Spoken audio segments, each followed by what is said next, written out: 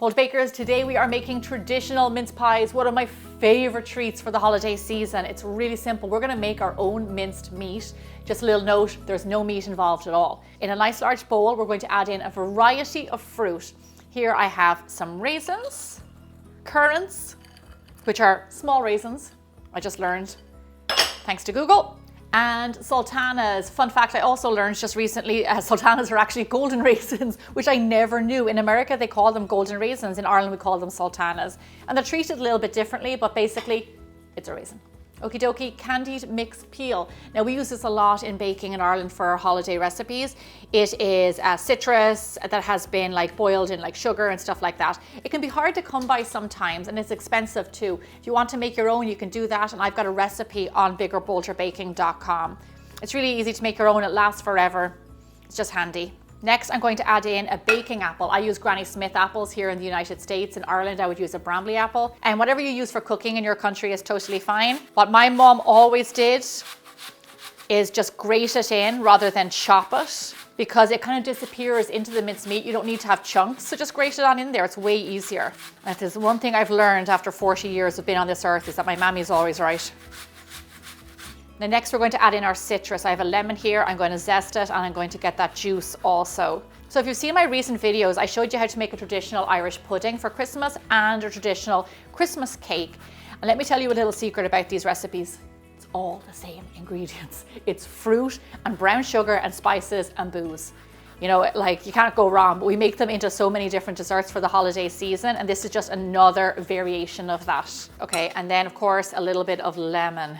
We love citrus in our baking in Ireland. And these juices just help to kind of brighten the flavor of the minced meat and make it nice and kind of like fresh almost. And this is just a little tip for everybody out there. When you're reading recipes, make sure you check if you need the zest and the juice, because maybe you're smarter than 20-something-year-old Gemma, but I used to do the juice and then I realized later I needed the zest and then I had to go back and zest like juiced lemons or oranges, and you know, that wasn't the smartest move. But you're smarter than that. So that's all our fruit. Now let's add in the rest of our ingredients. Here I have some sugar. Now this is Muscavado sugar, which we use a lot at home in Ireland in our traditional recipes. Muscavado sugar is an unrefined sugar. And it has originally a lot of molasses in it, and they treat it to take out some of that molasses. But as you can see, it's very fine granules. It's sticky. It has like, it smells like caramel, smells like molasses. It has really good flavor. Now, if you can't find that in your country, you can always replace it with dark brown sugar. And just so you know, on my website, I just released an article about all the different types of brown sugar, because around the holiday season, it can get really confusing between Demerara, Turbinado, Muscavado. What do you use? So I explained it all in that article, so definitely check that out. Okay, next are spices. Here I have some cinnamon. Lovely. And here I have some mixed spice. Again, another common ingredient in our holiday baking in Ireland. You can actually make this yourself, and I have a recipe on my website. It's just a mix of nutmeg, mace, cinnamon, the usual suspects. It is very similar to pumpkin pie spice, so it can be substituted if that's what you have. Okay, lovely. A little bit of butter. In we go, just like that. Okay, the star of the show here is whiskey. I'm using O'Driscoll's whiskey, and I'm very proud to say that this is my family's whiskey, founded by my cousin Michael Stafford in Wexford, Ireland, where I grew up. He carried on the business from our grandfather, James Stafford, which my father and Michael's father, George and Michael, carried on the business also. So it's still in the family. I'm very, very proud and happy to be a brand ambassador and to use this.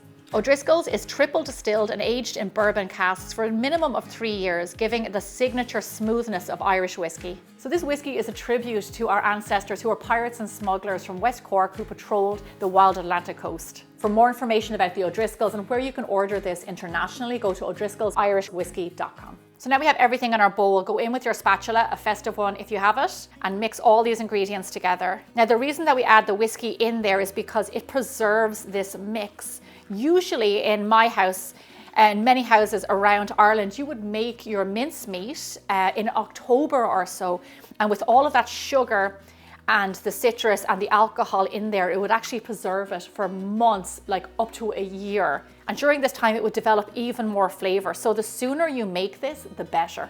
Just give it a good mix and get all those raisins and fruit soaking. Now, on with our cling wrap. Cover it up nice and tight. And here's what we're going to do.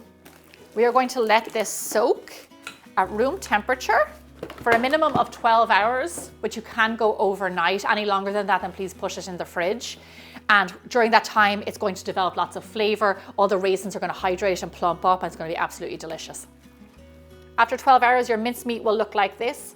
Your fruit has hydrated, it's nice and plumped, and the liquid has soaked up. Now follow me over to the stovetop and we're going to cook it. In a medium heavy bottom saucepan, add in all your mincemeat. And we're just going to cook this for around 10 to 15 minutes over a medium low heat. Let it come to a simmer, let the butter melt, but let it kind of form a syrup. Don't cook it too far where all the liquid evaporates. You want to keep a good bit of that liquid there because it's going to form the sauce and give us juicy mince pies. Over the few minutes, you'll see that the liquid starts to form a bit of a syrupy sauce, and this is what we want.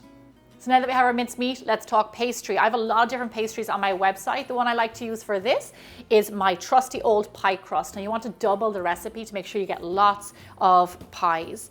But you can use my buttermilk pastry, my sour cream pastry. I have lots of different pastries on there, whatever you like. I'm gonna flour my surface and just roll out your pastry. For mince pies in Ireland, I'm definitely used to kind of a thicker pastry. So I like to just go a little bit thicker on this one.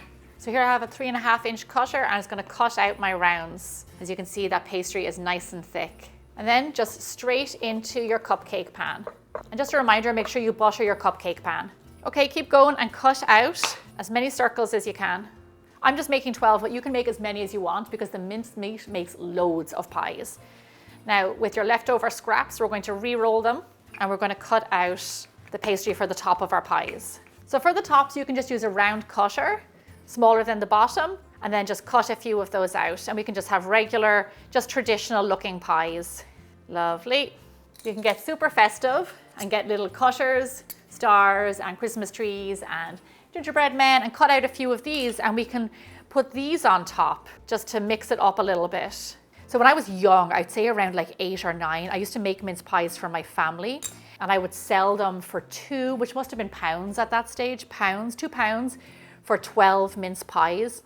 And I made, you know, £2 and however much money I made. My mum used to go mad because I spent a fortune on ingredients because I made all my pastry from scratch. I used her good Irish butter, and I also made my mincemeat. So they cost a fortune, but I used to sell them to family for $2. I thought it was genius because I wasn't paying for it. Okay, so that's all the pastry we need. Let's fill up our pies. So my mincemeat is cooled, and I just want to show you, see the way it's still nice and kind of juicy? Once it goes cold, this is what it should look like, and that will give us just really lovely mince pies. I don't want you to be scabby here. I want you to fill up these wells with your mincemeat.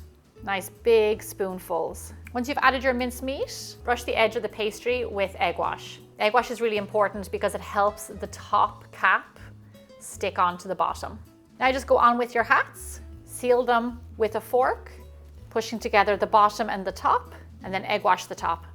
Then for the other little decorations, you can just place them straight on like this. You can even layer a few on top of each other. Just continue decorating your pies any way you like. Oh, I have to say, I am just thrilled with how they turned out. They're so cute. Okay, no more talking, let's get them into the oven. Bake your mince pies at 400 degrees Fahrenheit, 200 degrees Celsius for roughly 15 to 20 minutes until they're lovely golden brown and bubbling. Our mince pies are done and they look and smell fantastic. The air is filled of buttery pastry and lovely boozy fruit. You do not have to be Irish to enjoy these little pies. They are for everybody. And I guarantee you, once you taste them, you're going to love them. In my house, we dust them with a little bit of powdered sugar that looks like snow. And then we put a big dollop of softly whipped cream on top. And while they're nice and warm, just dig in and watch that buttery pastry just crumble. So I'm not the only one who loves mince pies in this house. I wait all year for this. So what do you love about mince pies, being a non-Irish person?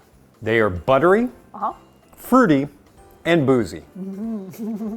3 of my favorite things. Yep. Gemma, I could eat 30 of these. I think I have. They're luxurious, aren't they? With that like rich mince pie filling, the sugar, the spices, like Kevin said, the booze in there. It's just like a luxury pie. They are for yourself, but you can also share them as well, right? And they make good gifts. If you liked this very traditional Irish recipe, then stick around and check out my Irish pudding recipe and also my Auntie Rosine's Christmas cake straight from Ireland. And I'll see you back here again really soon. Give them a go. So good. It's delicious.